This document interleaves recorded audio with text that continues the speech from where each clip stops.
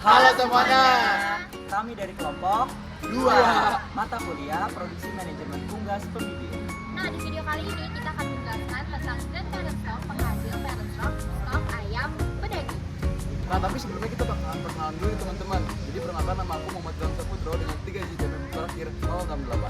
Aku Eva Julianti dengan 3 digit NPM terakhir 180. Saya Raffi Katasya, NPM terakhir 021. Aku Siti Putra Mangesi, 3 digit NPM terakhir 179. Aku Eka Latifah Handayani dengan 3 digit NPM terakhir 322. Saya Rizal Zafar dengan 3 digit NPM terakhir 307. Tonton terus videonya ya. Dadah. Menurut Permentan nomor 26 tentang penyediaan, peredaran, dan pengawasan ayam ras, Grandparent Stock yang selanjutnya disingkat GPS adalah bibit nenek moyang ayam dengan spesifikasi tertentu untuk menghasilkan bibit induk atau parent stock. Lalu selanjutnya, parent stock ini akan disingkat sebagai PS, yaitu bibit induk dengan spesifikasi tertentu untuk menghasilkan final stock. Tujuan utama dari Grandparent Stock adalah untuk menghasilkan ayam parent stock yang berkualitas tinggi dan memiliki sifat-sifat unggul, seperti pertumbuhan yang cepat, efisiensi pakan, dan ketahanan penyakit. Sebelum memulai pemeliharaan ayam Grandparent Stock, kita harus memperhatikan beberapa aspek penting, yakni salah satunya dengan mempersiapkan dan menyediakan peralatan kandang untuk DOC sebelum masuk ke kandang. Peralatan yang dibutuhkan yang pertama ada ventilasi. Ventilasi yang biasa digunakan ini disebut dengan exhaust fan yang memiliki fungsi untuk sirkulasi udara di dalam kandang. Kapasitas yang dimiliki ini 50.000 meter kubik per jam. Dengan diameter 50-54 inci dengan material stainless steel. Yang kedua yaitu ada cooling pad. Cooling pad sendiri memiliki fungsi untuk menurunkan suhu di dalam kandang. Material yang biasa digunakan yaitu cellulose paper dengan ketebalan 15 cm dan memiliki efisiensi di angka 85%. Selanjutnya ada peralatan pemberian pakan. Yang pertama yaitu ada manhopper.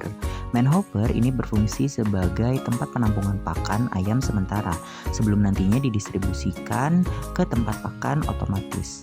Tempat pakan yang digunakan yaitu pen vending, di mana pen vending ini digunakan sebagai tempat pakan ayam dengan kapasitas 15-20 kg per unit, dan satu unitnya itu dapat digunakan untuk 80 ekor ayam.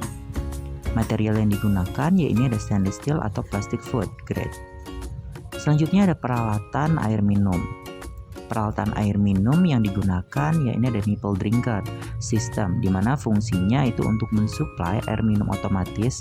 Rasionya satu nipple itu dapat digunakan untuk 8-10 ekor. Selanjutnya ada peralatan brooding.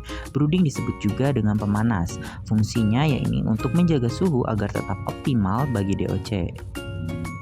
Selanjutnya ada peralatan pencahayaan. Peralatan pencahayaan yang digunakan biasanya lampu LED dengan fungsi program lighting. Watt yang digunakan yaitu 7-10 watt. Selanjutnya yang terakhir ada peralatan darurat.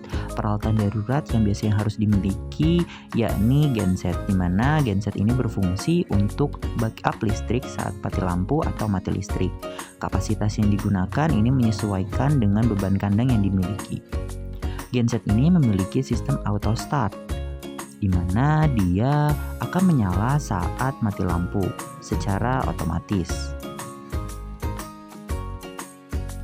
Selanjutnya adalah persiapan pemeliharaan Grandparent Stock yang meliputi proses distribusi.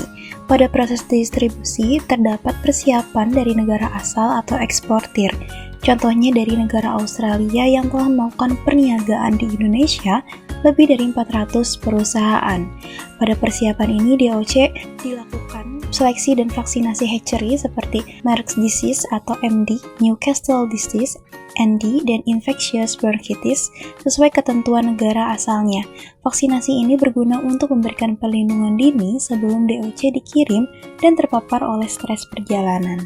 Selanjutnya, DOC ditempatkan di box yang terbuat dari bahan yang kuat, biasanya kardus bergelombang, dan memiliki lubang ventilasi yang optimal untuk pertukaran udara. DOC diberikan cadangan kuning telur untuk energi saat perjalanan yang panjang. Beberapa eksportir mungkin menyediakan gel atau zat nutrisi yang menempel di dinding kotak untuk menjaga hidrasi.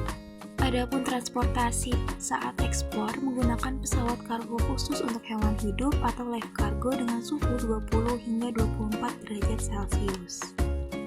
Saat datang di Indonesia, DOC GPS diperiksa terlebih dahulu oleh Balai Karantina Hewan untuk pemeriksaan meliputi dokumen, fisik, dan uji laboratorium agar memastikan DOC bebas dari penyakit, terutama penyakit karantina seperti avian influenza. Lalu setelah lulus dalam tahap pengecekan, DOC dapat segera diangkut ke peternakan. Setelah proses distribusi, maka terdapat manajemen pemeliharaan selama proses distribusi yang mencakup kontrol lingkungan mikroklimat, yaitu menjaga suhu dalam kotak dan kendaraan tetap stabil, karena DOC sangat sensitif terhadap perubahan suhu. Nah, selanjutnya lubang ventilasi kotak tidak boleh tertutup, dan sistem ventilasi kendaraan pun juga harus berfungsi optimal, agar kelembapan tidak terlalu rendah yang dapat menyebabkan dehidrasi. Selama transit, petugas harus melakukan pemeriksaan visual berkala terhadap kondisi anak ayam di dalam kotak. Tanda-tanda stres seperti panting atau terengah-engah ataupun suara bising harus segera ditindaklanjuti dengan penyesuaian suhu atau ventilasi.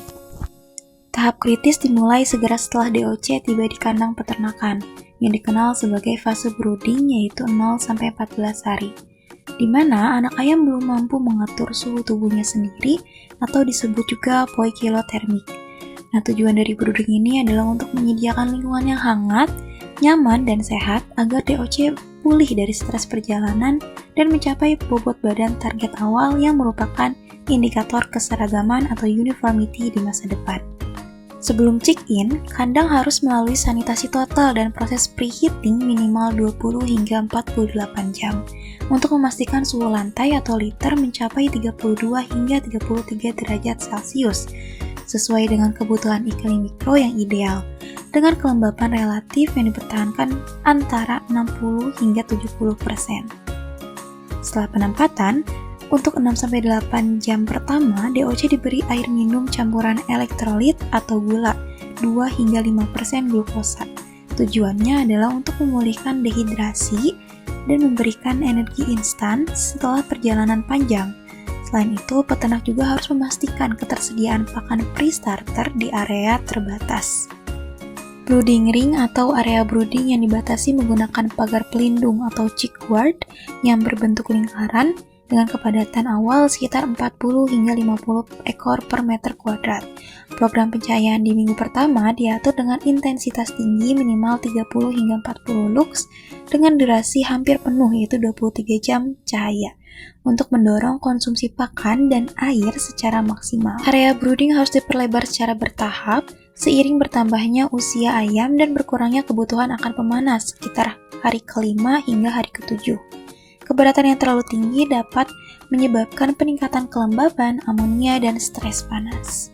Saat check-in, di mana ayam harus dievaluasi berdasarkan bobot optimal yaitu 35 hingga 45 gram, kondisi fisik prima dengan mata yang cerah, bulu kering, bersih, kaki tidak cacat, lincah, merespon pada suara, dan lain sebagainya. Anak ayam yang tidak memenuhi standar kualitas ini harus segera dieliminasi melalui culling awal, yaitu hari ke-0 hingga ke-7, untuk menjaga keseragaman flock dan mencegah penyebaran penyakit. Proses culling ini juga berlanjut ke culling struktural selama fase grower untuk menyingkirkan ayam dengan bobot yang menyimpang jauh atau memiliki cacat. Selain seleksi, dilakukan juga praktik debagging atau pemotongan paruh secara bertahap, biasanya pada usia 7 hingga 10 hari dan 6-12 minggu. Hal ini bertujuan untuk mencegah kanibalisme, mengurangi pembuangan pakan, dan mengoptimalkan pemeliharaan. Dalam praktik pemeliharaan GPS, ayam ras di Indonesia, metode debagging yang dominan digunakan adalah hot debagging, yang dipadukan dengan teknik parsial atau konvensional debagging. Metode hot debagging ini memanfaatkan pisau panas pada alat khusus atau debagger untuk memotong dan sekaligus mengkauterisasi atau menutup ujung paruh yang bertujuan mematikan jaringan saraf dan pembuluh darah, sehingga paruh tidak tumbuh kembali secara signifikan dan kebutuhan untuk pengulangan dapat diminimalkan. Ayam tidak boleh terpapar cahaya secara berlebihan hingga menjelang masa produksi yang berfungsi untuk menunda kematangan seksual hingga ayam mencapai kesiapan tubuh secara optimal. Stimulasi cahaya hanya diberikan saat mendekati usia layer sekitar 18 hingga 20 minggu untuk memicu dimulainya produksi telur dan sperma. Berikutnya adalah tata laksana pemeliharaan. Tata laksana pemeliharaan terbagi menjadi 3. Yang pertama ada fase starter, yang kedua ada fase grower, dan yang ketiga ada fase layer. Yang pertama adalah fase starter. Fase starter dimulai sejak ayam baru menetas hingga umur sekitar 10-14 hari. Ini merupakan masa paling krusial dalam kehidupan ayam, karena pada periode ini organ pencernaan, sistem kekebalan, dan kemampuan adaptasi mulai terbentuk. Suhu kandang harus dijaga antara 32 hingga 33 derajat Celcius. Kemudian diturunkan secara bertahap setiap minggunya agar ayam tidak mengalami stres. Kelembapan ideal berada di kisaran 60 hingga 70% dengan ventilasi cukup untuk menjaga udara tetap segar. Selama fase starter, pencahayaan yang diberikan hampir sepanjang hari, sekitar 23 jam terang dan 1 jam gelap, untuk mendorong ayam aktif makan dan minum. Nutrisi pada fase dini harus tinggi protein, yaitu sekitar 22 hingga 25%, dengan energi sekitar 3000 kilokalori per kilogram pakan. Asam amino seperti lisin, metionin, dan trionin sangat penting untuk pertumbuhan otot dan sistem imun. Jangan lupa juga pemberian mineral seperti kalsium dan fosfor, serta vitamin A, D, E, dan B kompleks agar pertumbuhan maksimal. Untuk menjaga kesehatan, lakukan vaksinasi dasar seperti merek, ND, IB, dan Gumboro. Air minum harus selalu bersih dan tersedia sepanjang waktu. Tempat makan dan minum perlu ditempatkan secara merata agar semua anak ayam memiliki akses yang sama. Setelah melewati masa starter, ayam memasuki fase grower, yaitu sekitar umur 11 hingga 24 hari. Pada fase ini, fokus utama adalah pertumbuhan efisien dan keseimbangan nutrisi. Kandungan protein bisa sedikit diturunkan menjadi sekitar 21 hingga 23% dengan energi sekitar 3175 kilokalori per kilogram pakan. Namun, keseimbangan asam amino, mineral, dan vitamin tetap harus dijaga. Manajemen kesehatan tetap dilanjutkan dengan vaksinasi lanjutan dan pengawasan penyakit seperti koksidiosis. Iklim makro juga harus dikontrol karena ayam yang lebih besar menghasilkan panas lebih banyak. Ventilasi perlu ditingkatkan untuk menghindari heat stress. Sementara suhu dijaga agar tidak terlalu tinggi. Kelembapan yang seimbang akan membantu ayam tetap nyaman dan aktif. Seiring bertambahnya umur, kebutuhan air meningkat. Pastikan tekanan air di nipple drinking sesuai agar semua ayam dapat minum dengan mudah. Tempat makan juga harus sesuai dengan ukuran ayam dan jumlahnya cukup agar tidak terjadi persaingan. Fase berikutnya adalah fase layer, yaitu masa produksi telur. Di fase ini, nutrisi ayam berfokus untuk mendukung pembentukan telur dan menjaga kondisi tubuh agar tetap sehat dan produktif. Kandungan kalsium dalam pakan harus ditingkatkan hingga 3,5 sampai 4% untuk memperkuat cangkang telur dengan rasio fosfor yang seimbang. Vitamin D3 juga berperan penting dalam penyerapan kalsium sehingga asam amino seperti lisin dan metionin tetap diperlukan untuk menjaga kualitas telur. Manajemen kesehatan tetap menjadi prioritas. Lakukan vaksinasi sesuai jadwal dan segera keluarkan ayam mati dari kandang untuk mencegah penyebaran penyakit.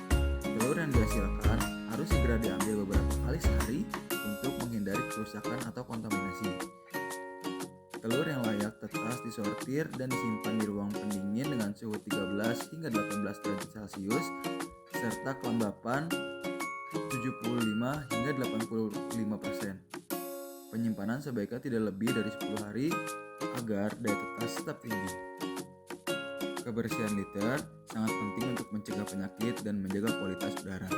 Pencahayaan pada fase layer diatur sekitar 16 hingga 17 jam per hari untuk menstimulasi hormon reproduksi.